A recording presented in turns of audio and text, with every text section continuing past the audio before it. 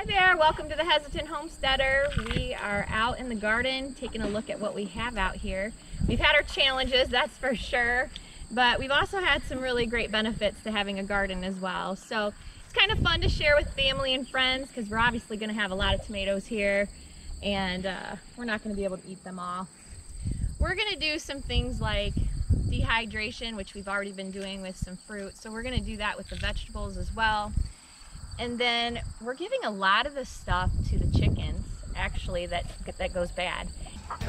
Yeah. Let's see. Where we get apples next year. This one's not gonna make it. Oh yeah. Got some kind of a rot. Oh, I want to see the chickens eat it. Let's throw that down this right here. Try to break it open. Oh. There. See. I see the inside. Yeah, give that to this chicken, so it'll be delicious. This end,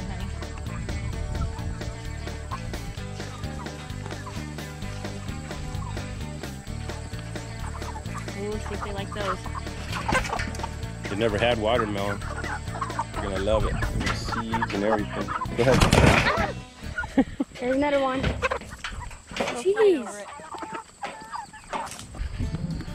Yeah, we're definitely gonna need to get these picked, and maybe we can share them with your parents and my mom and anybody else.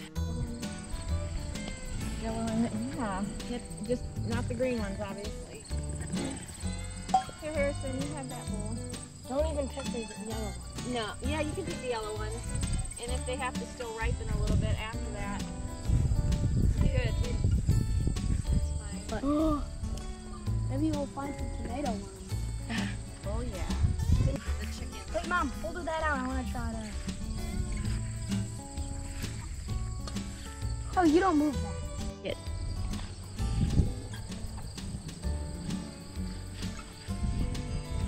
Good. So this is our row of tomatoes. I think I did about maybe like 8 or 9 tomato plants in here.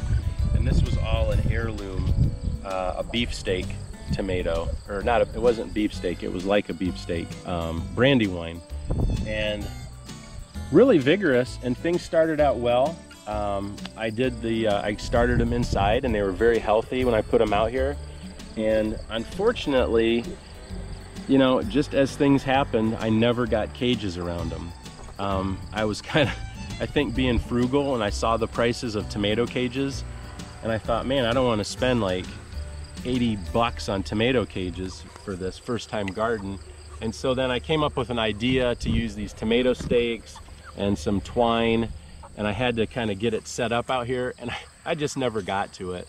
And then by the time I really wanted to get out here, these plants had gotten so big, and then if I moved them, I felt like they were gonna break.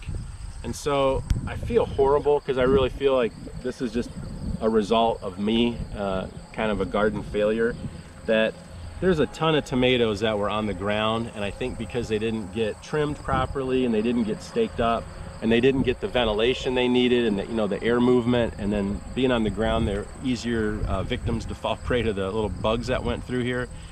Just, we've not gotten a lot of tomatoes from this area, and it's unfortunate because I definitely had visions of lots of BLT sandwiches. Things ready, Dad? What's that? Are these things ready? Peppers? Yeah, these kind. Yeah, I guess so. Yeah, and then these are red ones. Red peppers. Don't pick them yet. Can I pick them? Yeah. Here. Leave one. This one isn't done yet. Let that one grow a little bit more. This one needs to grow a little more. Dude, there's a tiny one that looks like an ear. Oh, there's a big boy ear. Here's another one. Oh no, those ones are still growing. Let me pick these. I would not. No, I'm not completely. No, I think we need to. Why don't you let Harrison get one? Dad, we need to get Take turns getting them. That one just fell off. Okay, put that one in the wheelbarrow. Wow, those are cute. Yeah, this is just the beginning. Yeah, that watermelon's ready to go too right there, guys. That big one. Get this one here, Harrison. Shouldn't we give that one another day? No, I think that's pretty good. Is this one? Is that one ready? Now we'll give those a little bit more. I'd like to water them. We've still got a couple weeks. Wait, do they grow back if you cut it off? No. You have to replant them? Yep. Just whatever's on the vine is what's on the vine. Are you going to plant more? You want me to bring that over? You got it, big boy? That's big, Daddy. See, there's some more growing. It's not that heavy. But it's heavy. Be gentle so you don't crack them. And then there's one more back over here. Treat it like a piece of gold. So this large bed over here, we didn't know what to do with it in the beginning, but it was such a big wide open space. So we decided, I thought, let's use this for crops that really spread out. And so we did melons over here and squash, kind of all the vining type plants.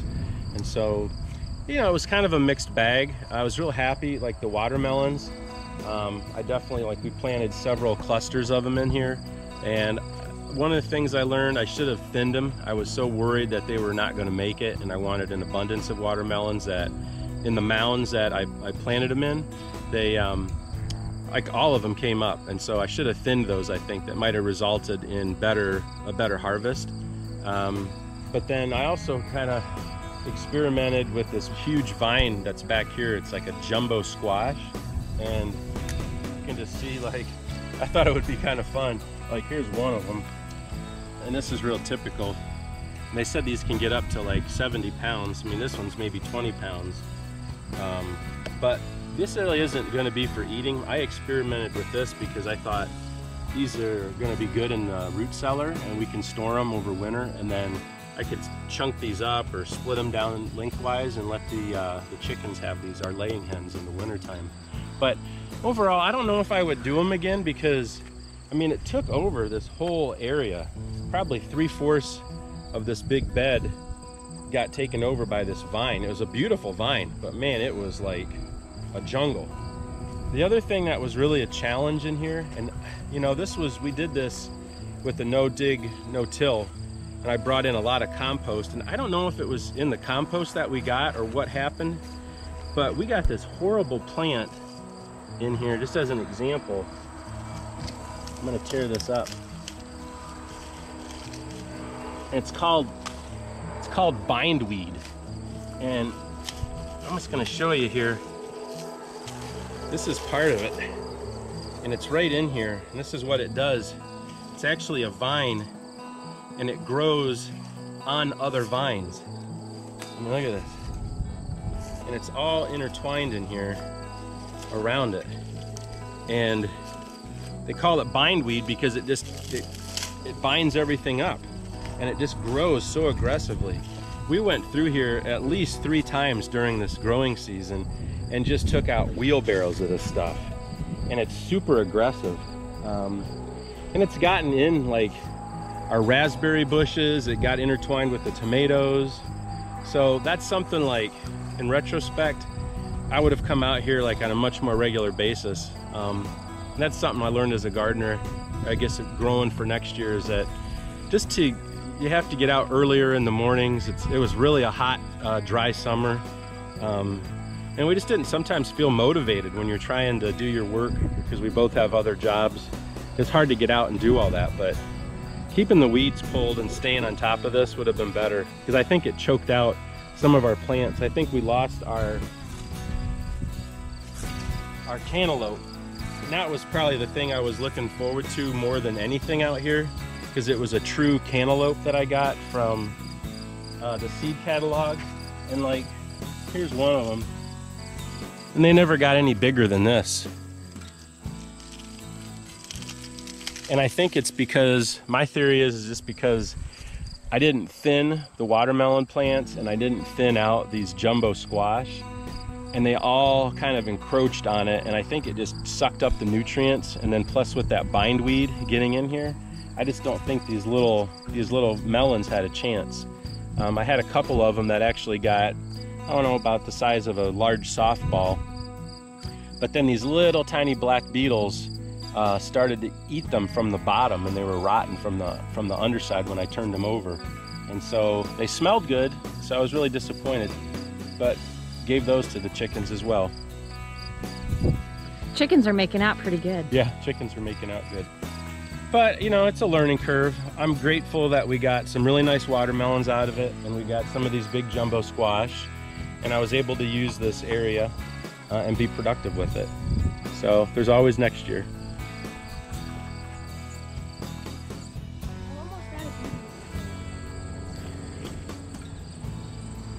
So we're almost at the tail end of our meat bird experiment too. Yeah, It's the look, first year we've had meat birds. So like through here you can kind of see the trail of the little chicken tractor I made. The little spots right here, kind of moving it over. And had this constant problem in our yard that we inherited is yarrow. It's like a wild, I don't know if it's considered a herb or what it is, but it's got like, it travels underground in like nodules with runners, and then it's also goes on the top. And it's just been really bad. It took over our back here, like it started to take over our strawberry bed in here. It's like all in here, and it just goes everywhere. It's in this one spot of the yard. Like here's a good patch of it. I'll show you.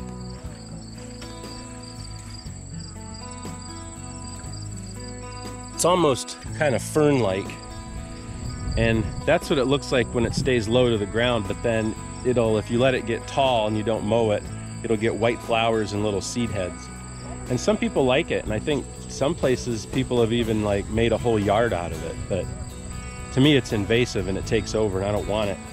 I've sprayed it twice, and I hate using chemicals, but unless you stay after it, it just keeps coming back. So anyway, when I moved the chicken tractor, I decided I'm going to move it over on top of the yarrow right here, and they just took it right down to the dirt.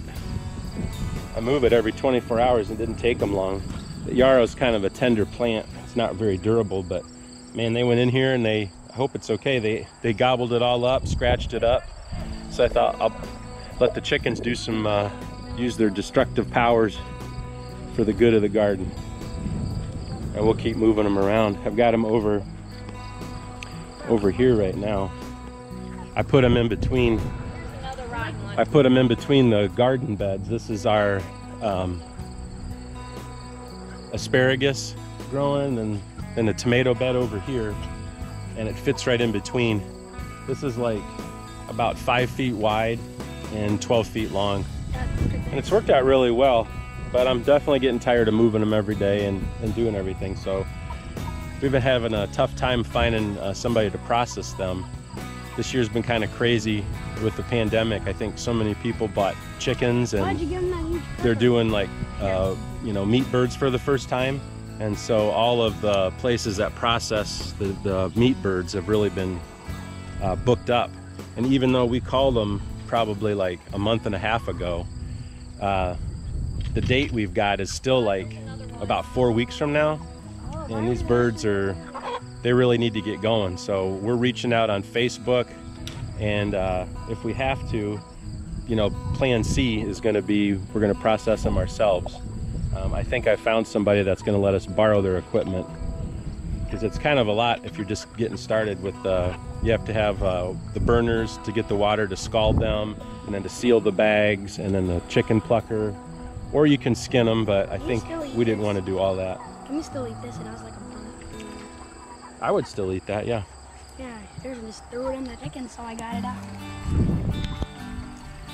But despite all of the hardships and the struggles, I think everything turned out actually probably about as good as I hoped for, maybe better.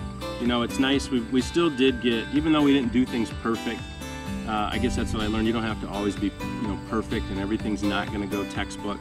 And that's just the reality, but we're excited. I mean, we did get cucumbers we've had on salads. I've got green peppers. We've got red peppers that are still to come. We've got jalapeno peppers, nice cherry tomatoes. We did get some of the brandy wine, and I think maybe we can still salvage some more. We got probably, let's see, we harvested 3 watermelon here, but we've got about 7 more I think that we can get. Bowls full of cherry tomatoes that we can eat fresh, or we're gonna dehydrate.